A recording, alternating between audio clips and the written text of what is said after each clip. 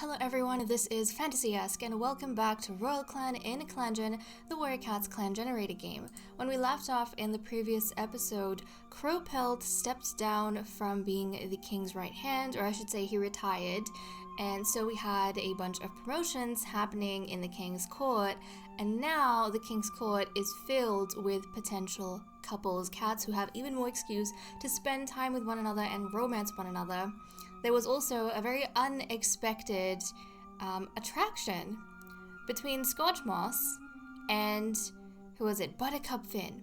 So Buttercup Finn was helping Scorch Moss do the handover for the royal physician's duties, which Scorch Moss is taking over, since Buttercup Finn is now going to be the king's new right hand. And Scorch Moss was just so thankful to Buttercup Finn for making it easy, the transition easy, that she started looking at Buttercup Finn a little bit differently, admiring her and having a bit of a crush on her. So I don't know what's going to happen in regards to that, but it's one-sided for now. But okay, let us go ahead, jump straight to the leader's den, roll the dice to see how King Fernstar is going to handle the next gathering. Okay, I have a 10 on the D10, so that's down clan, and 1 on the D8, which is an offend, so the king is feeling sassy. Let's go ahead and skip a moon and see what happens. Okay, we have some birth and death notices. At the gathering, King Fernstar questions whether Down Clan's leader has been entirely truthful about their recent activities on their shared border. Down Clan relations have worsened. King Fernstar fell into a river and drowned. The leader has 8 lives left. Crowpelt no longer has yellow cough, thank goodness. Scorch Moss grooms her pelt, happy to find the tears and wounds in it gone. Okay. Oh, that's right. I was like, what did she have tears from? It was from the rat that attacked her in, I think she was going to the prayer pile in the last episode and a horde of rats attacked her and she called to Flailstorm for help. So he helped her, which was very nice, but good to see that's all gone. Icicle Speck no longer has a running nose. Flailstorm's torn pelt has healed. Firepaw misstepped and slipped from a rock but landed on her feet nimbly, her clanmates commenting on the show of dexterity. And I know some of you lovelies really like Firepaw, because Firepaw, she gives girl boss energy, which to be honest, I do agree. I think I'm only biased because Palepaw is my favorite of the kittens, in the litter, and so I feel overly protective of him. But hey, Firepaw is ambitious. She's a strong she-cat. She's going for what she wants. She knows exactly what she needs to do. She's working hard for it, and I think we can appreciate that. But okay, how are the cats doing? Everyone, thankfully, is in good spirits, so patrols should be good. Let's check out the medicine cat den. Crowpelt, and look at that! Scorch Moss is more attuned to being a royal physician than Buttercup Finn is, because Buttercup Finn could only care for a clan of up to, I think, 14 members. So we're already kind of pushing it, whereas Scorch Moss has the capacity to care for 19 members. So Scorch Moss is obviously a lot more skilled at this type of work. Crowpelt was given lungwort as treatment for yellow cough, and then he recovered from it. Scorch Moss was given cobwebs as treatment for torn pelt, and then recovered from that. Icicle Speck no longer has a running nose. Flailstorm was given cobwebs as treatment for torn pelt, and recovered from that. Scorch Moss gathered dandelion, ragwort, goldenrod, and rosemary this moon. So good to see our herb stores are developing, or it's growing quite well. Let's check out the relationships. Crowpelt asks King Fernstar to stop following him around. King Fernstar got a bunch of cats up for morning stretches and they didn't like it. Palepaw motivated King Fernstar to get out of his nest this morning. That's very nice. Crowpelt bestows wisdom onto Smokewater. Crowpelt asks Shining Stripe if his fur looks clean. Scorch Moss, our new royal physician, overhears Smokewater saying something kind about her. That's quite nice of him. Icicle Speck helps Scorch Moss pick birds out of her fur. Icicle Speck notices that Crowpelt always gets better fresh kill to eat. Flare Freckle keeps asking Flailstorm silly questions. Flailstorm prevents something from falling on Firepaw. Smokewater is developing a crush on King Fernstar. Oh, no, honey, no. Smokewater, no. Smokewater, honey, we've been through this. You have gone through this in your younger days, well into your, like, elderhood, or your seniority. Yes, your elderhood, because he was retired at the time. But you've gone through this. There's only heartbreak here. You've already pursued something with Fernstar. You've had, like, unrequited, like, attraction and affection for him for a long time. You even confessed to him. You guys had a brief relationship. He broke it off that very moon to pair you up with Flare Freckle, mind you. And you ended that. You were done with that. And you were in love? Yes. And then you fell in love with Flare Freckle. You are in love with Flare Freckle. Why are you getting distracted by King Fernstar again? His attention. He's, like, written you off. His attention is on Buttercup Finn. Like, no. No, Smokewater. I'm so sad. I'm so sad right now, guys. Okay. Smokewater is telling a story to Bepelt. Shadepaw says something vulnerable to Buttercup Finn. Buttercup Finn admires how brave Flare Freckle is. Let's see. Shining Stripe is surprised by Shadepaw being thoughtful. Flare Freckle dispels a bad rumor about Palepaw.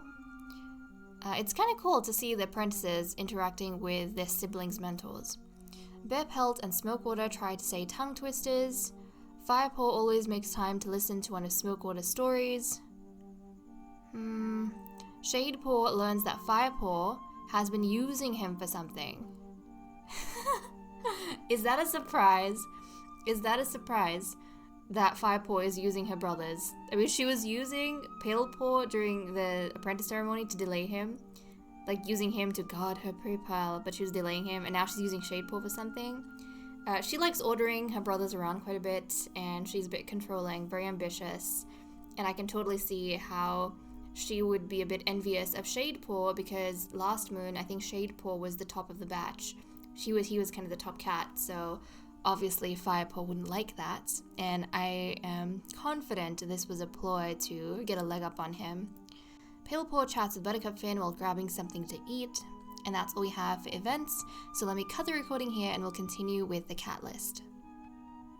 Okay, let's continue with the cat list. So first up we have loyalties, where there has been a change. Now among Fernstar's loyalists, we actually have Palepaw.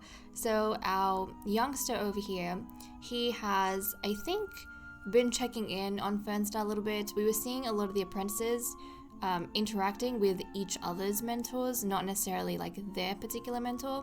And I'm pretty sure quite a few moons back when Palepaw was falling behind, Fernstar was helping Palepaw do a little bit of training, and I think that was the moon Palepaw managed to get ahead and be top of the batch, or maybe it was the moon after, I don't know, but one of the previous moons, I remember King Fernstar giving some like tutelage to Palepaw.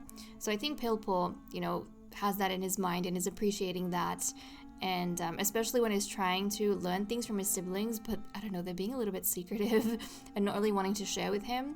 So he also helped motivate King Fernstar out of his nest this morning. So I think because of that, he's getting a lot of positive reinforcement from the king regarding his training. And so he has a good impression of him, and I think is very appreciative. So there is that. In terms of relationships, the only change that I've seen has been with Smokewater, which we already saw in events, but I don't know what it is. He's in love with Flare Freckle for sure, but there's something about Fernstar. I don't feel like Smokewater is actively looking, guys. I honestly don't. I think he's happily in love with Flare Freckle, but there's just something about Fernstar, King Fernstar, that is so charming to Smokewater. Like, he can't even help it. He has just a little bit of interaction with Fernstar, and then he's developing a crush on him all over again. This is so ridiculous and painful, but that's just the way it is. But let's go ahead, go into mediation with Flailstorm. Hopefully, we can remedy this just a little bit. Bring his attention back to flippin', whatchamacallit, Smokewater. Oh no, sorry, Flare Freckle. So you guys, come on, Smokewater. Think of the here and the now and the lovely, playful cat that is Flare Freckle. Oh no! Oh no! That was me. That was. No! Guys, that was me. I'm supposed to mediate. I accidentally sabotaged. I clicked the wrong flippin' button. Guys, why is this happening? This episode is just all over the place. No. This was supposed to be a good mediation session, but I screwed it up. It was one thing on top of another. Oh my goodness. This is ridiculous. You know what it was? I normally have my phone, right? I have my phone on my right-hand side where I like to do the timer for the episodes. And when I have notifications from you guys commenting, it pops up. And I had a notification on my phone for a comment. And I looked over, and as I looked over, my hand slid to the sabotage button. Oh my goodness, and I clicked. I should have been looking when I clicked. Darn it. It was just like a millisecond my eyes went sideways. A millisecond, and that was enough. Maybe this is just the way the story was panning out. So, Smokewater, because of his recent crush on Ferntail, the thoughts of Ferntail the King Fernstar is so enamoring that he can't focus on his mediation, and he's actually fallen out of love with Flairfreckle. It's as though he's been reminded of what a real connection feels like, as opposed to an arranged one, especially when Flairfreckle, she's not really trying as hard with him. She hasn't been these past few moons.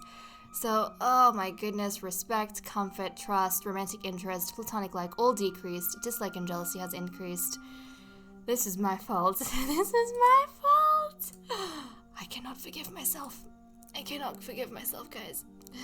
Okay, this is painful, but let's go ahead and take a look at what everyone is doing for the day. King Fernstar was startled to find himself in Silverpelt for a moment. Did he just lose a life? Buttercup Finn doesn't want to go on patrol with Firepaw. Okay. So we'll have to see whether or not... I mean, she's the king's right hand. But then again, when we have apprentices, we usually say that the mentors have more say in how the patrols go and how they want to arrange their apprentices.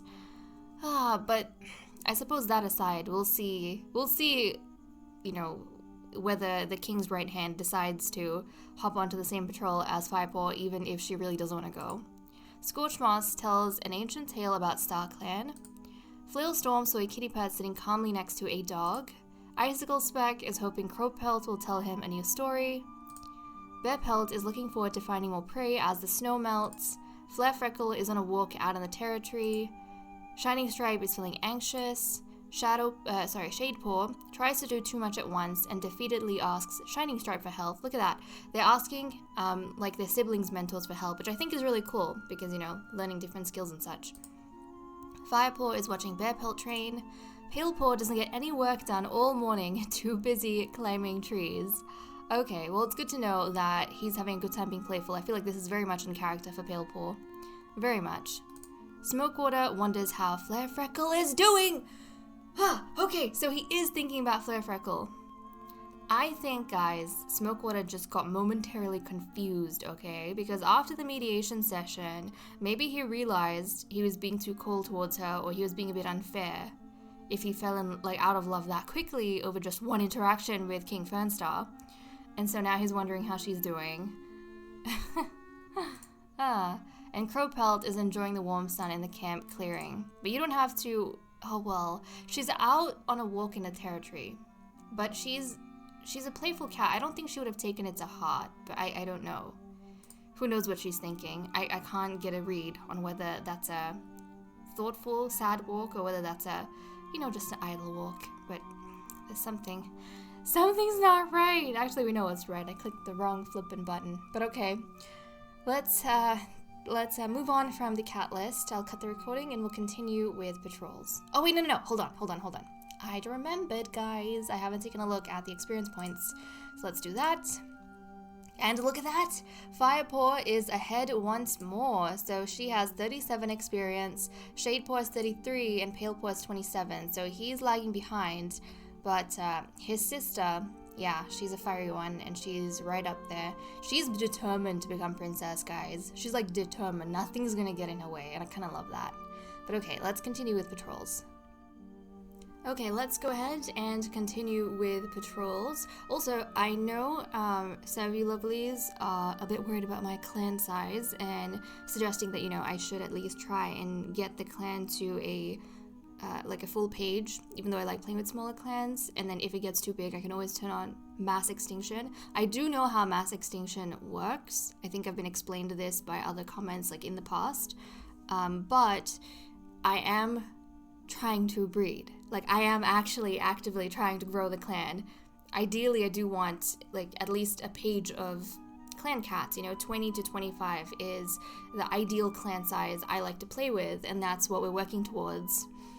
Very, very ardently, let me tell you, but I prefer playing with clan-born cats, not outsiders, and I have very strict breeding conditions, which, I mean, you guys already know, because I talk about it all the time with my matchmaking and the cats we're working with. But this way, like, I don't like rushing the growth of my clan by allowing like all the cats to breed or anything like that. This way, every birth that happens is very special, and every group of kittens that are born, we get to know very intimately, and, you know, we see more story with them, we get a better understanding of the personality, and they become more than just names and pixels. They become actual characters because of the time we spend with them and the attachments we develop. So if you're worried about pacing, or if you feel like I'm not moving fast enough, I'm sorry, but that's just the state of what's happening. I am working towards clan growth. I am. It might be just taking a little bit longer than, you know, you're used to. But okay. Let us continue. We currently have 130.3 prey, and we need 29.5, so we don't have to worry about food. Let's send out our royal physician first of all, Scorchmoss, to the forest outside the grotto. Scorchmoss heads out into the territory to stock up on cobwebs, something the clan never seems to have enough of, and actually I think the cobwebs were very useful for patching up the cats that had torn pelts and stuff from the rat bites and fights. Overtired from caring for her patients all day and night, the only cobwebs Scorchmoss manages to collect are the ones she accidentally walked into. Okay, so she didn't manage to get anything. We're gonna have a patrol of 6 and a patrol of 3, so let's see what the mentors decide. Okay. And Buttercup Finn ended up on a patrol with Firepaw, even though she didn't want to. I feel like that's really responsible of her as the king's right hand, because she's accompanying the king. So yes, King Fernstar is keeping his apprentice Firepaw very close to himself, and then we have Flare Freckle, who's also keeping her apprentice very close to herself. Now, Shining Stripe has decided that Palepaw needs to get some experience with the other cats in the clan and kind of observe more than anything. And maybe he's gonna feel as though he is like too far back, too far behind if he goes with his siblings.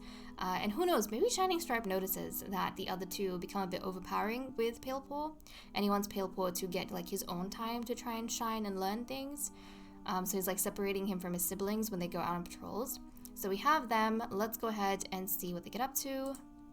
Fernstar, King Fernstar, suggests this might be a good chance for the cats to practice new fighting techniques, particularly with the apprentices here to learn from them. Proceed. Flare Freckle takes charge and coordinates exercises for the training patrol. Soon cats are practicing trips, twists, and tumbles.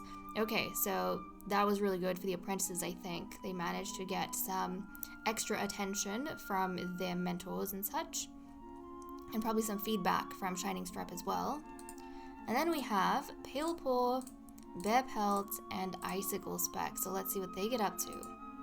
The patrol cautiously moves towards the sound of barking. Near the border, they spot a dog chasing something. Oh no, it's a cat. Proceed. The patrol swiftly jumps into action. They capture the dog's attention and draw it away from the cat. Palepaw stays hidden and goes to the cat while the rest of the patrol lures the dog away. She's unharmed, and this display of bravery makes her want to join the clan. Ceres Feather joined the clan. Your clan's reputation towards outsiders has improved. So we found a cat in the forest that is now going to be brought into Servant Clan, which is exciting. So I'm going to change her name just a little bit. Let's see. Plume Feather. Ooh, Ink Feather. That's a nice name. But this is cool. Ink Feather, a young adult female, pale green eyes, classic pelt, loyal, great teacher. She looks lovely, but she is going to be joining us in Servant Clan for sure. And how is Servant Clan going? Servant Clan is growing slowly but surely. Look, Flurry Nose has aged up. Crocus Patch has aged up. So yeah, now we have 10 cats in Servant Clan, which is pretty cool. And we have 13 cats in Royal Clan. Ideally, like I said, between 20 and 20 cats is what I like to play with. So, you know, we'll keep breeding until we get to that point. But okay, let's have a look. And that is all we managed to get done for patrols. We didn't find any food or do any hunting, but that's okay. We had a training session for the 2 older apprentices, and then Pale Po, I think, had a really exciting time because they managed to get a new member of Servant Clan while out and about. So that would have been very fun for him because he is a playful cat, and that was kind of a safe environment. It was thrilling, but it was largely controlled and safe. So that's really good. And just quickly on their ages. Next moon is going to be the last moon. These guys are apprentices. How exciting. Okay, well, with that said and done, guys, I am going to leave off here. Thank you so much for watching. I hope you all enjoyed, and I will see you all next time. Bye-bye.